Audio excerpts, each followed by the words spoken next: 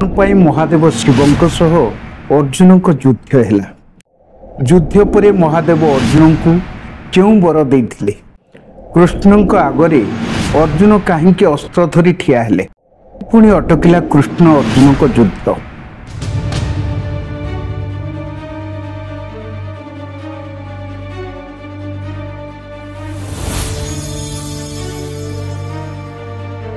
एमिति अनेक महाभारतर आहुरी अनेक अजଣା कथा अच्छी जहाँ आपण माने केबे भी जानी नथिबे। दर्शक बंधु, आज आपण मानकु जणैबु महाभारतर एमिति किछि रहस्य विषय।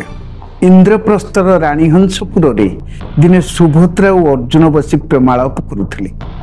12 वर्ष वनवास रे अर्जुन केउ केउ जगह बुलिले, कौन काहाकु काहाकु पुणी भेटिले से कथा सुभद्रा पचारुथिले और अर्जुन गोटी गोटी करी तांको अनुभूति बखाणु था। दिने अर्जुन बुलु बुलु काशीनगर रे पहुंची था। काशीनगरी माँ पार्वती और शिव महादेव क्षेत्र।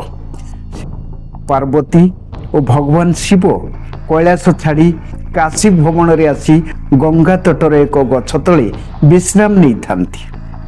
सेही वन रे पार्वतींकर एक पालित गंडा थाए। से सेही आखपाख अर्जुन गोटे गछ तले बसी बेले से गंडा को पानी पीउथिबार देखिले। स्वभाववशत से गंडा शिकार करने को इच्छा करी धनुरे तीर संधान कले। तीर गंडा देहरे विद्ध होबारु से जंत्रणा रे चित्कार करी माँ पार्वती और महादेव विश्राम करुथिबा स्थान रे पहुंचला और सेठी प्राण त्याग कला। निदरे शोइथिबा पार्वती उठे कहले, प्रभु केही जने आम तीर मारी हत्या करिछि। शिव निदरु उठी देखिले सतकु सत तांको गंडा मरी पड़िछि। महादेव क्रोधरे कहले, जो पाषांड आम गंडा को हत्या करिछि ताकु मु प्रथमे हत्या करिवि।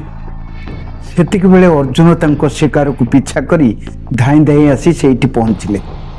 आसी देखिले गंडा मरी पड़िछि और गंडा पाखरे जने तपस्वी एवं तांको पत्नी अछंती। अर्जुन से जंगल भितर शिव पार्वती को चिन्ह पारिलेनी।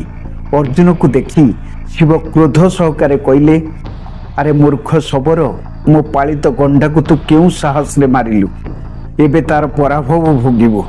एमिति कही अर्जुन को आक्रमण करने को शिव धाई आसिले। शिवं को क्रोध देखी हसी हसी अर्जुन कहले, हे तपस्वी, मिछटारे मो सह युद्ध करी निज जीवन को विपद रे पकाइबो काहेकि?